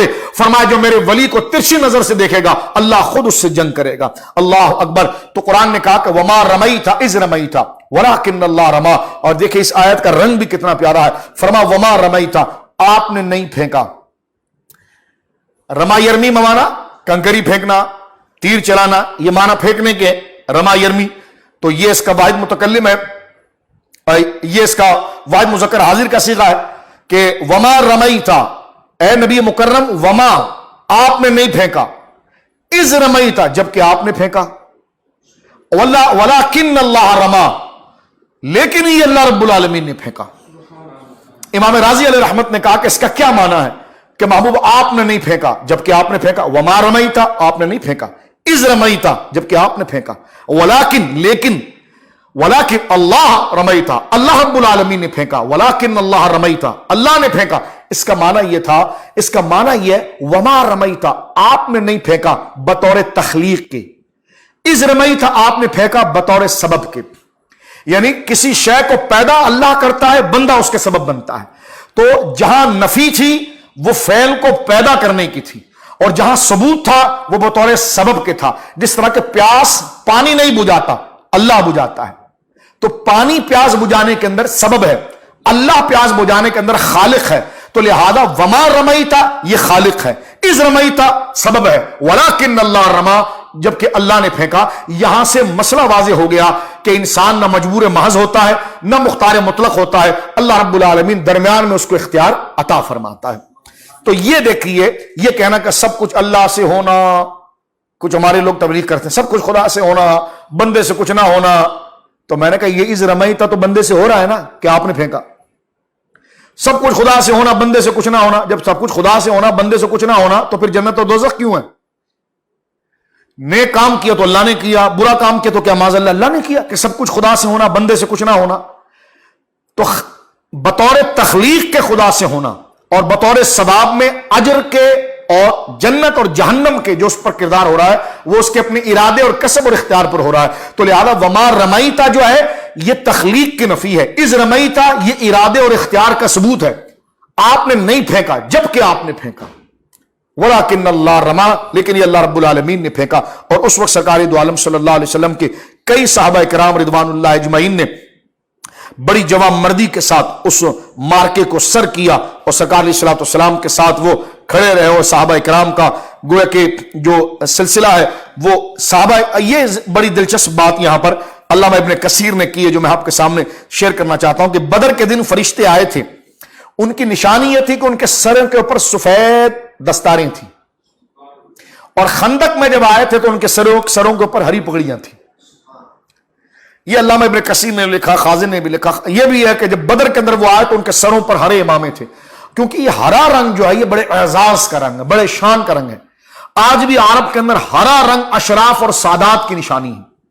اس لیے گنبد خضرا شریف کا رنگ جو بعد میں بلو سے ہرا کیا گیا اس کی وجہ یہ ہے کہ ہرے رنگ کو ایک خاص نسبت اشراف، یہ رنگوں کے اندر اشراف ہے، یہ سادات کی پہچان ہے. عرب کے اندر بھی اس لیے ہری چادر اور ہرے معاملات، ہرے امامے وہ لوگ پہنتے ہیں کہ اکثریت، آج تو سب پہنتے ہیں، پہننے میں کوئی حرج نہیں ہے، لیکن یہ علامات سادات کی ہوتی تھی. اس لیے مولا علی قاری نے فرمایا کہ سرکار علیہ السلام جب سدرۃ المنتہا پر پہنچے تو آپ نے دیکھا کہ سدرہ جو درخت ہے اس کے پتے ہرے ہیں. مولا علی قاری کہتے ہیں کہ جب سرکار قریب گئے تو علماء نے یہ قول کیا وہ پتے نہیں تھے، وہ انبیاء کی روحیں تھی جس کا رنگ ہرا تھا. حضرت آدم علیہ السلام کا لباس جنت میں ہرا ہے. تو یہ تمام یعنی یہ رنگوں کے اندر یہ بڑا افتخار کا رنگ رہا ہے. اسی طرح کالا رنگ بھی، کالا امامہ، سرکار دو عالم صلی اللہ علیہ وسلم سے متواتر جو امامہ شریف ثابت ہے وہ کالا امامہ ہے. سرکار علیہ السلام نے ہمیشہ خوشی کے وقت، جہاد کے وقت، یہ کوئی غم کی علامت نہیں، یہ خوشی کی علامت ہے. سیدہ زہرا پیدا ہوئی تو سرکار نے کالا امامہ پہنا، فتح مکہ تھا سرکار نے کالا امامہ پہنا. آج بھی اگر آپ احادیث کے مطالعہ کریں تو سرکار نے سفید امامہ بھی پہنا ہے، ہرا امامہ بھی پہنا ہے. یوں تو کسی بھی رنگ کا امامہ کہتے ہیں ایک ایسے کپڑے کو کہ جو 3 دفعہ سر سے گھوم جائے، جس کی 3 پینچیں گھوم جائے وہ امامہ ہے. لیکن سرکار دو عالم صلی اللہ علیہ وسلم کی احادیث یہ سارے رنگ کے امامے جائز ہیں. بالخصوص سرکار نے ہرا بھی پہنا، سفید بھی پہنا، لیکن حضور سے جو زیادہ امامہ شریف ثابت ہے وہ ہے کالے رنگ کا. اب آئیے جناب، میں بات کو سمیٹتے ہوئے، یعنی اس دلچسپ بات کو جب میں نے آپ کے سامنے کیا، ایک اور واقعہ یہاں پر عرض کر دوں کہ سرکار علیہ السلام کے معجزات کا ظہور کیسا ہوا. سرکار کے صحابی حضرت عکاشہ یہ لڑ رہے تھے اور ان کے دائیں بازو پر ایک کافر نے تلوار باندھی، ماری اور وہ ہاتھ کٹ کے گر گیا. ہاتھ جو تھا وہ کٹ کے گر گیا. سیرت نبویہ ابن ہشام کی سیرت تو سب سے اول سیرت ہے نا، محمد بن اسحاق کی سیرت ہے کہ جب ان کو اٹھا کر حضور کے پاس لایا گیا تو سرکار نے باقاعدہ ہاتھ جوڑ کر اپنا لعاب لگایا تو وہ ہاتھ جڑ گیا. دوبارہ انہوں نے اس کو باقاعدہ ہاتھ اٹھا کر آپ گویا کہ آگے بڑھے ہیں اور ہاتھ کے ٹوٹ جانے کے باوجود گویا کہ آپ آگے بڑھے اور آپ کو اللہ رب العالمین نے وہ طاقت عطا فرمائی. ایک روایت ہے کہ آپ کا ہاتھ نہیں کٹا، کسی اور صحابی کا ہاتھ کٹا، لیکن اس کے ہاتھ کو حضور نے جوڑا. حضرت عکاشہ کی تلوار ٹوٹ گئی تھی، سرکار دو عالم صلی اللہ علیہ وسلم نے کھجور کی شاخ عطا فرمائی، اس شاخ سے وہ ان کی تلواروں سے لڑے اور اس تلوار کا نام آپ نے عون رکھا تھا. اور وہ بدر کے اندر کھجور کی شاخیں جو تھی سرکار دو عالم صلی اللہ علیہ وسلم کے ہاتھ لگنے سے وہ شاخ جو تھی وہ تلوار کی شکل اختیار کر گئی. اور کئی مارکوں کے اندر حضرت سیدنا عکاشہ نے اس تلوار کے ساتھ جہاد کیا. جب وہ شہید ہو گئے تو آپ کی شہادت کے بعد اسی تلوار کو جو شاخ تھی، دکھنے میں شاخ ہوتی تھی اور لڑنے میں لوہے کا کام کرتی تھی، وہ آپ کی قبر شریف میں آپ کے ساتھ رکھی گئی. حضرت قتادہ بن نعمان رضی اللہ تعالیٰ عنہ، یہ بدر کے اندر ایک اڑتا ہوا تیر آیا اور ان کی الٹی آنکھ کے اندر گھس گیا. آپ دیکھیں، تصور کریں، بندے کے رونگٹے کھڑے ہو جاتے ہیں. ایک تنکا آنکھ میں آ جائے تو بندہ تل ملا جاتا ہے، وہ جان بلب ہو جاتا ہے، ایسی اس کی کیفیت ہو جاتی ہے۔ تو مجھے بتائیے کہ جناب جب تیر، اللہ اکبر، ایک تنکا، ایک غبار، ایک مٹی آنکھ کے اندر آ جائے تو بندے کی جان نکل جاتی ہے۔ اللہ اکبر، تیر آیا اور تیر آ کر آپ کی جب آنکھ میں لگا وہ منظر کیسا ہوگا، اللہ اکبر۔ آپ نے اس تیر کو کھینچا ہے اپنی آنکھ سے باہر، یہ کسی صحابی نے کھینچا۔ اب جب کھینچا تو آپ مجھے بتائیے اس آنکھ کا کیا حال ہوا ہوگا، اس چہرے پر کیا؟ تو آپ کا ایک خون کا فوارہ تھا اور وہ آپ کے چہرے پر آیا اور آپ کی آنکھ کے جو باقیات تھے وہ آپ کے چہرے پر لٹک رہے تھے اور آپ کو بڑا درد و تکلیف ہوئی۔ آپ نے خنجر نکالا کہ میں اس گویا کے جو باقیات، اس کی جو رگیں باہر آ رہی ہیں، میں اس کو چھری سے کاٹ کر پھینک دوں اور میں کپڑا باندھ کر پھر دشمن کے مقابلے پر چلوں۔ یہ جذبہ جہاد تھا۔ کسی نے کہا کاٹو نہیں، سرکار علیہ الصلوۃ والسلام موجود ہے، حضور کو جا کر بتاؤ۔ تو انہوں نے آگے سے یہ نہیں کہا یہ تو حضور کا کام ہی نہیں ہے، سرکار تو مجھے صرف دعا دے سکتے ہیں، سرکار تو مجھے جہاد کے مسائل بتا سکتے ہیں، سرکار مجھے قرآن پڑھنا سکھا سکتے ہیں، یہ تو حضور کا شعبہ ہی نہیں ہے۔ کوئی طبیب ہوتا تو میں اس کو بتاتا، لیکن نہیں۔ صحابی کا یہ عقیدہ ہے کہ سب طبیبوں نے دے دیا ہے جواب، آہ عیسیٰ اگر دوا نہ کرے زوف مانا مگر ظالم دل، ان کے رستے میں تو تھکا نہ کرے، لے رضا سب تو چلے مدینے کو، میں نہ جاؤں ارے خدا نہ کرے۔ مجھے کیا فکر ہو اختر، میرے یاور ہیں وہ یاور، بلاؤں کو جو میری خود گرفتار بلا کر دے۔ اب یہ بلا سامنے آئی ہوئی ہے، سرکار کی بارگاہ میں پہنچے تو وہ کچھ خون کا حصہ جو تھا وہ ہوا لگنے کی وجہ سے خشک بھی ہو گیا تھا۔ سرکار دو عالم صلی اللہ علیہ وسلم نے ان کے رخسار سے اس کو جمع کیا، جمع کر کے ان کی آنکھ میں ڈالا اور اپنا لعاب لگایا۔ لعاب لگانا تھا، آنکھیں اسی وقت بحال ہو گئی۔ اللہ اکبر۔ یہ معجزات سارے بدر کے اندر ہوئے۔ اور ایک دن پہلے سرکار دو عالم صلی اللہ علیہ وسلم نے ایک لاٹھی زمین پر کھینچ کے فرمایا تھا، ہاذا مصرع ابا جہل، ہاذا مصرع عتبہ۔ مصرع گر کے مر کر گرنے کی جگہ، فرمایا یہ جگہ ہے جہاں ابو جہل۔ ابو جہل کیسے مرے گا؟ وہ تو فرعون ہے، وہ تو بہت بڑا بدماش ہے۔ حضور نے فرمایا فکر نہ کرو، سب سے پہلے وہی یہاں پر گرے گا۔ ایک لاٹھی کھینچی حضور نے، لاٹھی سے نشان کھینچا۔ محترم ناظرین، میری مائیں، میری بیٹیاں اور میری بہنیں دیکھیں، نبی ہمارے بڑی شان والے سرکار دو عالم نے اپنے عصا سے بدر کے میدان میں لاٹھی سے نشانات کھینچے، فرمایا فلاں کافر یہاں گر کر مرے گا، ہاذا مصرع فلاں، ہاذا مصرع فلاں، ہاذا مصرع فلاں۔ جنگ جب ختم ہوئی، فاروق اعظم کہتے لوگ تو کوئی کام کر رہے ہوں گے، میں دوڑا اس جگہ پر جہاں سرکار نے لاٹھی سے نشانات کھینچے تھے۔ نشان تو مٹ چکے تھے لیکن جگہیں موجود تھی۔ کہتے سرکار نے جس جگہ جس کا نام لے کر کھینچا تھا وہ اسی جگہ پر گرا تھا، ادھر ادھر نہیں ہوا تھا۔ یہ مدد تھی یوم الفرقان میں، اور یہ بہت بڑا مارکا تھا محترم ناظرین۔ قلعہ بدر کے اندر کفار کو پھینک دیا گیا، اور پھینک دیا گیا تو سرکار دو عالم صلی اللہ علیہ وسلم قلعہ بدر کے پاس پہنچے، اور یہ بخاری شریف میرے سامنے ہے کہ آپ آئے اطلع النبی علی اہل القلیب، آپ وہ قلیب بدر کے پاس آئے اور حضور نے جھانکا اور فرمایا هل وجدتم ما وعدکم ربکم حقا، اے کافروں پہنچ گیا تمہارے پاس۔ اور ایک بخاری کے الفاظ اور سیاہ میں تو یہ بھی ہے یا ابا جہل یا عتبہ، وہ مرے ہوئے کافر کو حضور یا کہہ رہے ہیں، یا کہہ کر، نہیں یا کسی کو نہیں کہہ سکتے۔ تو ہم نے کہا بھائی کوئی موضوع، میرا یہ موضوع بیان کرنے کا نہیں ہے، لیکن دیکھیں یہاں پر یا کا انتخاب لفظ بولنے میں حرج نہیں ہے، کہتے ہم بھی یا کہنے کی اجازت دیتے ہیں، یا کہنا چاہیے، لیکن تم اس نیت سے کہتے ہو کہ وہ سنتے ہیں، اس لیے اے کہہ کر خطاب نہیں کرنا چاہیے۔ تو میں نے کہا جو تو اپنی بلڈنگ کے اوپر سے کھڑے ہو کر سبزی والے کو پکارتا اے، تو یہ نیت سے پکارتا نا کہ وہ سن رہا ہے، تو یہ شرک نہیں ہو جاتا؟ کہ لگا نہیں وہ تو اس لیے شرک نہیں ہوتا کہ میں پکارتا تو یا اور اے کہہ کر ہی ہوں، ندائی کرتا ہوں، لیکن میری نیت یہ ہوتی ہے کہ میری آواز اللہ اس کو سناتا ہے۔ تو میں نے کہا امت کی بھی یہی نیت ہے، وہ یا رسول اللہ کہتے ہیں تو ان کی بھی یہ نیت ہوتی ہے کہ ہماری آوازیں اللہ ہی سنا دیتا ہے۔ تو لہٰذا یہ کوئی شرک اور شرک میرے کا مسئلہ نہیں ہے، اس کو خواہ مخواہ اپنی 1.5 فٹ کی دکان بنا کر مسئلہ یا رسول اللہ کو متنازع بنانے کی ضرورت نہیں ہے، اس مسئلے سے اپنی جان چھوٹنا بھی پھر مشکل ہو جائے گی۔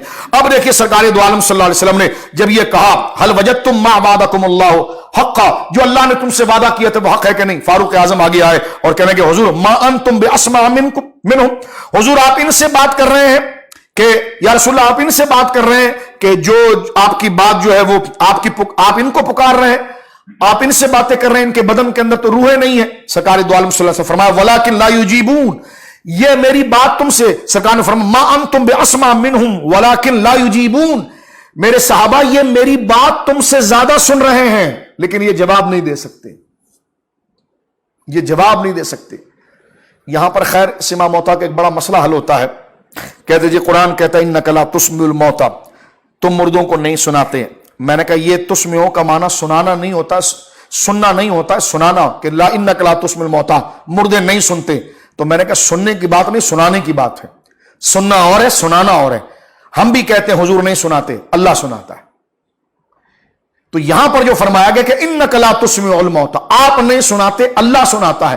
تو یہاں پر سنانے کی نفی ہے، سننے کی تو نہیں ہے. اور یقیناً حدیث میں موجود ہے کہ جب حضور علیہ الصلوۃ والسلام کہیں تو پھر اللہ سنا دیتا ہے. ہم کہیں حضور کے لیے تو پھر اللہ حضور کو سنا دیتا ہے. تو لہذا یہی ہر مسلمان کا عقیدہ اور نظریہ ہوتا ہے. میں بات کو سمیٹتے ہوئے اس بات کی طرف آنا چاہتا ہوں. یہ اتنا بڑا مارکا تھا یوم الفرقان کا کہ کفر گھٹنوں کے بل گر گیا. سرکار نے ساری رات دعا میں گزاری تھی، اور اس دعا میں گزاری تھی اور ایسی الحاح، ایسی آہوزاری سرکار دو عالم صلی اللہ علیہ وسلم نے کی تھی کہ یا اللہ، آج اگر یہ مٹھی بھر مسلمان فتح نہ پا سکے تو قیامت تک تیرا نام لینے والا کوئی نہ ہوگا. کسی نے کہا یہ حضور نے بات کیوں کی نام لینے والا کوئی نہ ہوگا؟ میں نے کہا یہی تو ختم نبوت کی دلیل ہے. کیونکہ اب کوئی نیا نبی تو آئے گا نہیں جو بات کرے گا. میں ہی آخری نبی ہوں اور یہی میری آخری امت ہے. اگر یہ مر گئے، ختم ہو گئے، تو پھر قیامت تک تیرا نام کون لے گا؟ تو یہ جملہ ختم نبوت کی طرف اشارہ تھا. یہ نہیں کہ ہم انتقال کر گئے تو دوسرا نبی بھیجے گا، نہیں. یہ جو حضور نے فرمایا یہ عقیدہ ختم نبوت کی دلیل تھا کہ یا اللہ اگر یہ مٹھی بھر لوگ ختم ہو گئے تو قیامت تک تیرا نام لینے والا کوئی نہیں ہوگا، اس لیے کہ قیامت تک کوئی اور نبی آئے گا ہی نہیں، پیدا ہی نہیں ہوگا. تو اب آپ دیکھیں سرکار دو عالم صلی اللہ علیہ وسلم کی اس دعا میں اس عقیدہ ختم نبوت کی طرف اشارہ ہے. سرکار کریم علیہ الصلوۃ والسلام نے ان کے 70 سے زیادہ لوگ جو تھے مشرکین کے، وہ ہلاک ہوئے. 100 سے زیادہ لوگوں کو گرفتار کیا گیا تھا، اور اس میں کئی لوگ گرفتار ہوئے. ایک الگ موضوع ہے اور یہ بڑا دلچسپ موضوع ہے کہ اس میں کون کون گرفتار ہو کر آئے اور کیسے کیسے ان کے ساتھ مکالمہ ہوا، کس طرح ان کو مدینہ منورہ لایا گیا، کس طرح ان کی تقسیم کی گئی. اللہ اکبر. ایک میں بتا دیتا ہوں، ایک وہ کافر تھا جو مسلمانوں کو چین سے رہنے نہیں دیتا تھا، اور یہ حضرت مصعب بن عمیر کا بھائی تھا رضی اللہ تعالیٰ، ان کا بھائی تھا. اس کو جب حضور علیہ الصلوۃ والسلام نے ایک صحابی کے پاس تقسیم کیا نا، اور یہ جانی دشمن تھا، حضور علیہ الصلوۃ والسلام پر حملہ کرنا چاہتا تھا معاذ اللہ. اس کو جب کیا تو سرکار جس کو غلام بانٹتے تھے اس سے کہتے تھے غلام کے ساتھ خیر خواہی کرنا، پیٹ بھر کے کھانا دینا. اس بندے کا یہ بیان ہے، بعد میں اسلام انہوں نے قبول کیا. اور یہ بیان تھا کہ جب میں جس کو مجھے بیچا گیا تھا نا، اس بندے کے گھر میں کھانا ہی کچھ نہیں ہوتا تھا. وہ سارا کھانا جمع کر کے ہمیں دیتا تھا اور میاں بیوی بھوکے رہتے تھے. کہتے مجھے شرم آتی تھی اور میں کہتا تھا بھائی کھاؤ. کہنے لگے نہیں، نبی پاک نے کہا ہے کہ غلام کو بھوکا نہیں رکھنا. اس حسن اخلاق کو دے کر وہ بندہ اسلام لے آیا. آپ تم لوگوں نے جیلیں بنائی ہیں اور مسلمانوں کو کس حال میں رکھا. آج تم کہتے ہو اقوام متحدہ، لعنت ہے ایسے اقوام متحدہ پر کہ جو دہشت گردوں کی سب سے بڑی سرپرستی کرتا ہے. عراق کا حال کیا کیا، ملک شام کا حال کیا کیا. یہ سرکار دو عالم صلی اللہ علیہ وسلم کا امن ہے. میرے آقا کریم علیہ الصلوۃ والسلام کے خاکے بنائے جا رہے ہیں اقوام متحدہ. میرے آقا علیہ الصلوۃ والسلام کے خلاف وہ بکواس کر رہے ہیں اقوام متحدہ. میں پھر بھی یہاں پر ہم، کیونکہ ہم صلح پسند لوگ ہیں، بدر ہمیں صلح سکھاتی ہے، اقدام نہیں. یورپ میں جب یہ قانون پاس ہوا کہ کسی نبی اور معزز ہستیوں کے بارے میں اس قسم کی بات نہیں کی جائے گی، ہم نے اس بات کو ممبروں پر اپریشیٹ کیا، کیونکہ ہم لڑائی والے دہشت گردی نہیں، بلکہ ہم نے یہ کہا کہ دنیا اگر امن چاہتی ہے تو نہ حضرت عیسیٰ کے خلاف بات کی جائے، نہ حضرت داؤد کے خلاف بات کی جائے، نہ حضرت سلیمان میں قربان ہے. آزاد یعنی یہ اسپیچ کو یعنی آزاد کر دینا، فریڈم آف اسپیچ کہنا کہ جناب یہ بات کرنے کی آزادی ہے. تو بات کرنے کی آزادی کا مطلب یہ نہیں ہوتا کہ بندہ ماں کے بال کو بھی پکڑ لے، باپ کی داڑھی میں ہاتھ ڈال دے. کچھ رشتے ایسے ہوتے ہیں جس پر رکنا پڑتا ہے. یورپ نے جب یہ قانون پاس کیا تو سارے مسلمانوں نے اس کو قبول کیا اور کہا کہ آپ نے اچھا اقدام کیا، کیونکہ مسلمان انتہا پسند نہیں، ہر اچھی بات کو اچھا کہنے کے ہم قائل ہیں. بات کو سمیٹتے ہوئے بات عرض کرنا چاہتا ہوں. تو یہ بڑا دلچسپ موضوع ہے کہ کس طرح قیدی لائے گئے، رکھے گئے. چلیں میرا دل اب چاہتا ہے تو کل کا پروگرام انشاءاللہ میں جو قیدی گرفتار کر کے آئے نا ان کے ساتھ حضور کا جو معاملہ ہے وہ بڑا دلچسپ ہے. انشاءاللہ میں کل کے نشست انشاءاللہ زندہ رہا تو انشاءاللہ اللہ کے فضل سے آپ کے سامنے، کیونکہ وقت ہمارا بالکل ہی ختم ہو گیا ہے، بلکہ کچھ ہم نے زیادہ ہی وقت آپ کا لے لیا، تو ہم آپ کے سامنے کل بتائیں گے کہ کس طریقے سے رسول کریم صلی اللہ علیہ وسلم نے ان قیدیوں کے ساتھ معاملہ کیا تھا اور کون کون قیدی بن کر آیا تھا. یہ میں انشاءاللہ کل آپ کے سامنے پیش کروں گا. اور آخری بات جو یہاں کہہ کر میں ختم کر رہا ہوں کہ جب فتح ہو گئی تو سرکار علیہ الصلوۃ والسلام نے حضرت سیدنا زید بن حارثہ کو کہا کہ زید جاؤ میری اونٹنی لے کر اور جلدی جلدی جاؤ اور مدینے کے اندر مسلمان بڑے پریشان ہیں ان کو اعلان کر دو کہ مسلمان جیت گئے ہیں۔ اور جب حضرت زید بن حارثہ کہتے ہیں کہ میں مکہ مدینے میں آیا تو میں نے جب اعلان کیا، او لوگوں سنو، ابو جہل مار دیا گیا، شیبہ مار دیا گیا، یہ بات قبول کرنے کے لائق نہیں تھی۔ مثلا آج کوئی بہت بڑا فن خان ہو، گویا کہ ایک سپر پاور بنا اور کوئی کہہ دیا جناب اس کو کسی نے بھڑکا دیا، کیسے ہو سکتا ہے جناب، وہ تو ساری دنیا کے پیچھے پڑا ہوا ہے۔ تو اب آپ دیکھیں ابو جہل کے بارے میں لوگوں کے کان خوش نہیں تھے، یہ یعنی کان سننا گوارا نہیں کرتے تھے۔ زید بن حارثہ کے بیٹے حضرت اسامہ جو مدینے کے اندر تھے، وہ آئے اور اپنے ابا سے کہنے لگے، ابا کوئی آپ صحیح بات کر رہے ہیں؟ یعنی حضرت اسامہ جو صحابی ہیں، حضور کے لاڈلے ہیں، زید بن حارثہ کے بیٹے ہیں، وہ نہیں تھے بدر کے اندر لیکن وہ گویا کہ مدینے میں تھے، تو وہ خود کہتے ہیں کہ میں آیا اپنے ابا کا ہاتھ پکڑ کر، میں نے کہا کہ ابا کوئی بات کر رہے ہو، ہوش میں ہو، کیا بات کر رہے ہو؟ تو آپ نے فرمایا میرے پاس اونٹنی کس کی ہے؟ کہنے لگے یہ تو قصوہ ہے، یہ تو حضور سید عالم کی ہے۔ فرمایا میں اللہ کی قسم اٹھا کر کہتا ہوں بیٹے اسامہ، میں نے اپنی آنکھوں سے دیکھا ہے بدر کے اندر ابو جہل عتبہ شیبہ کو اٹھا کر کٹے ہوئے بدن کو قلیب بدر میں پھینکا گیا، اور اللہ نے اپنے محبوب کی عزت رکھی، سارے صحابہ کی عزت رکھی، اور کفر کو زمین پہ گاڑ دیا گیا۔ حضرت اسامہ کہتے ہیں میں سجدے میں گر گیا اور اللہ کا میں نے شکر ادا کیا۔ منافقین بغل بجانے لگے، ارے یہ بھائی کہاں ہو سکتا ہے، زید تو خود بھاگ کر آیا ہے، یہ کیسے ہو سکتا ہے؟ حضرت زید نے کہا کہ بچیو اب ذرا خیر مناؤ، 2 دن رک جاؤ، جب آفتاب نبوت طلوع ہوگا نا مدینہ منورہ کے اندر تو تمہیں پتہ چل جائے گا دال آٹے کا بہانہ۔ اور یہی تھا کہ جب سرکار آ رہے تھے تو مخبر چھوڑ دیے گئے تھے، اور لوگوں کے حضور کیسے، یہ ہجرت سے بڑا استقبال حضور کا ہو رہا تھا۔ لوگ مدینے سے نکل آئے باہر، مقام روحا پر کھڑے ہو گئے، عورتیں اور بچے سرکار کے استقبال کے۔ جب سرکار کے پاس آ گئے تو لوگوں نے وہ سرکار کا استقبال کیا، اور اس ترانے کے ساتھ دوبارہ پڑھا گیا، طلع البدر علینا من ثنیات الوداع وجبت شکر علینا ما دعا للہ دعا این مبعوث فینا جئت بامر المطاع جئت شرفت المدینہ ما دعا للہ دعا۔ یہ وہ کلمات سرکار علیہ الصلوۃ والسلام کے لیے باقاعدہ ترانے کے طور پر پڑھے گئے، اور اس استقبال کے ساتھ سرکار علیہ الصلوۃ والسلام مدینہ منورہ میں جلوہ گر ہوئے۔ قیدی بھی ساتھ میں تھے، لوگ بھی ساتھ تھے، اور ایک فاتحانہ انداز میں سرکار تشریف لائے، اور یہ یوم الفرقان تھا، اور یہ وہ دن تھا جس دن لکیر کھینچ دی گئی کہ کفر کتنی بھی کوشش کر لے، بم گرا دے یا زمین پر کوئی وائرس چھوڑ دے، کچھ بھی کر دے، مرنا تم نے ہے۔ نہ اسلام کو کوئی ختم کر سکتا ہے، نہ انشاءاللہ مسلمانوں کو کوئی ختم کر سکتا ہے، کیونکہ اس دھرتی کے اوپر امن کا اگر کوئی پیغام ہے تو وہ قرآن اور اسلام ہے، اور امن کا اگر کوئی داعی ہے تو وہ مسلمان ہے۔ مسلمان دہشت گرد نہیں، بربریت والا نہیں، لوگوں کو لوٹنے والا نہیں، اپنی بوٹی کے لیے کسی کے بکرے کو ذبح کرنے والا نہیں۔ اس کا سب سے بڑا ثبوت بدر ہے، سریہ حمزہ ہے، اور ابو جہل کے ساتھ حضرت حمزہ کی صلح ہے۔ اس سے پتہ چلتا ہے صحابہ کرام سے بڑا خیر خواہ کوئی نہ تھا، انہوں نے اپنی جائیدادیں، اپنا مال سب قربان کر کے امن کی طرف وہ آئے، لیکن کہتے ہیں نا کہ جناب تنگ آمد بر جنگ آمد، اور جب تنگ اتنے ہو گئے کہ جنگ کے بغیر کوئی چارہ نہیں تھا تو پھر اللہ رب العالمین کی مدد آئی۔ مجھے اور آپ کو چاہیے کہ ہم اس کو ایک قصہ سمجھ کر، مسلمانوں، میری بہنوں اور میرے بھائیوں، ایک کان سے سن کر ایک کان سے نہ نکالیں، بلکہ اس میں عبرت، سمجھداری، دانائی اور سب کے بڑے پہلو، صبر ہے۔ یہاں پر سب سے بڑی کامیابی صحابہ کی کیا تھی؟ اس ایک جملے پر بات سمیٹتا ہوں کہ حضور پر اعتماد تھا، اطاعت رسول کا وہ جذبہ تھا صلی اللہ علیہ وسلم، کہ جو حضور نے کہا وہ ٹھیک ہے۔ لہذا آج جو وائرس یہ پھر رہا ہے اور جو آ رہا ہے، ڈاکٹروں میں ایک فرقہ واریت لگی ہوئی۔ لوگ تو پہلے روتے تھے مولویوں کی فرقہ واریت میں، میں کہتا ہوں کبھی ڈاکٹروں کی فرقہ واریت کی بات کرو، ایک ڈاکٹر کہتا کچھ بھی نہیں، ایک کہتا بالکل ٹھیک ہے، ایک کہتا یہ کھاؤ، ایک کہتا وہ کھاؤ۔ میں نے کہا جو علماء کے پیچھے بھاگتے ہیں یہ مولوی بہت لڑتے ہیں، تو میں نے کہا ڈاکٹروں کی بھی لڑائی کبھی ٹی وی پر دکھاؤ۔